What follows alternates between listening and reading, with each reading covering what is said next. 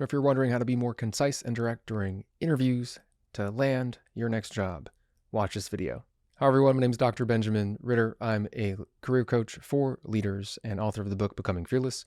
I've personally coached and guided over 500 emerging leaders to executive level leaders to become fearless in their career and get a job they love. And one of the things that tends to hold them back and what we have to work on is being more direct and concise.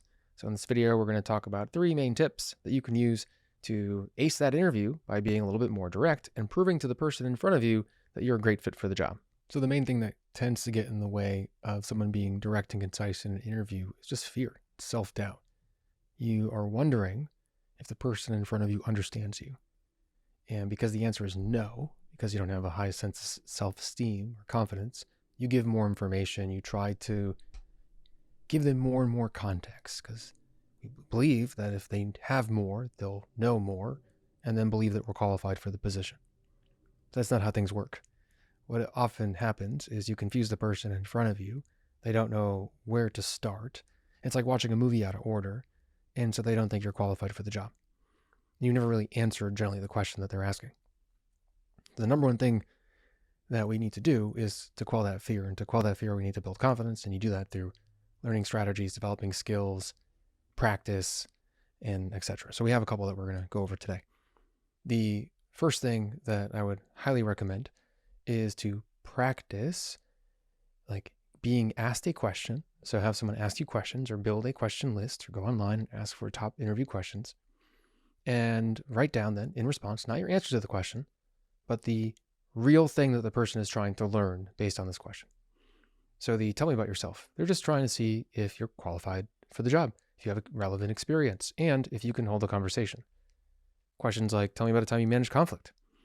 They're trying to figure out if you're going to be a difficult person to work with and if you maybe have emotional awareness. So you get the drift. Now, we don't always know exactly what the person's asking for. That's also why the fear is in our minds, because it's like, I don't know what this person really wants to know, so I'm going to give them everything.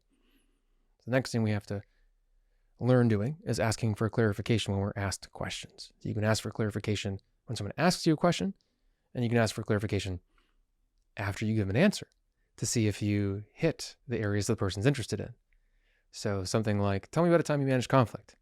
You can ask a question, is there a specific type of conflict you want me to go into more?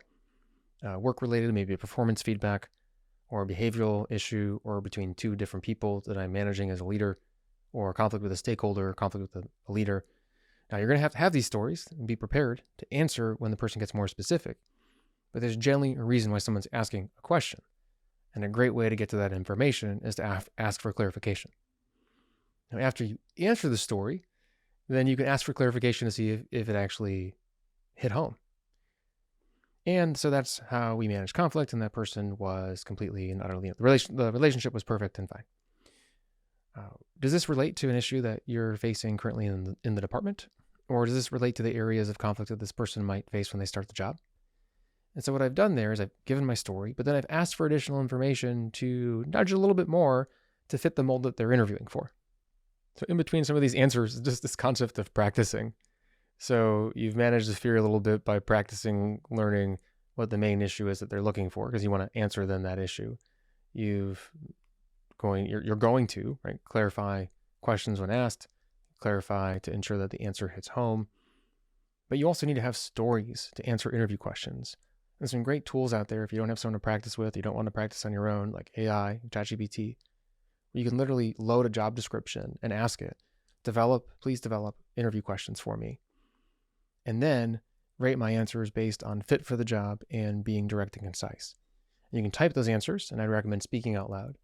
Or you can download the app to your phone and speak to an AI generated voice and interview coach and practice your answers. Very important that you follow a framework such as context, action, results. And there's other videos about this, but generally to ensure that the stories that you're sharing in response to the questions share relevant experience to prove that you can do the job. It's great to talk broadly when you're answering a question.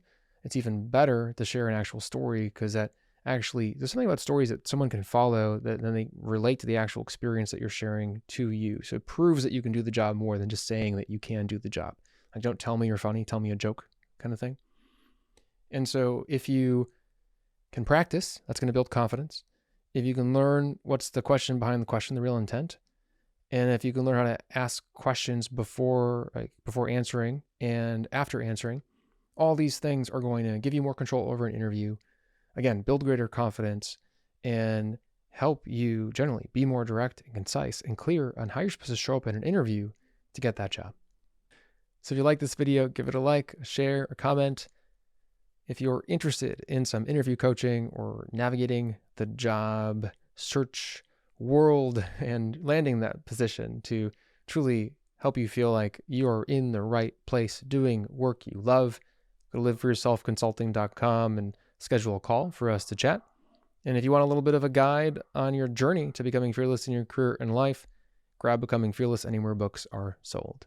So cheers to your journey on becoming fearless, y'all, and I hope you keep on living for yourself.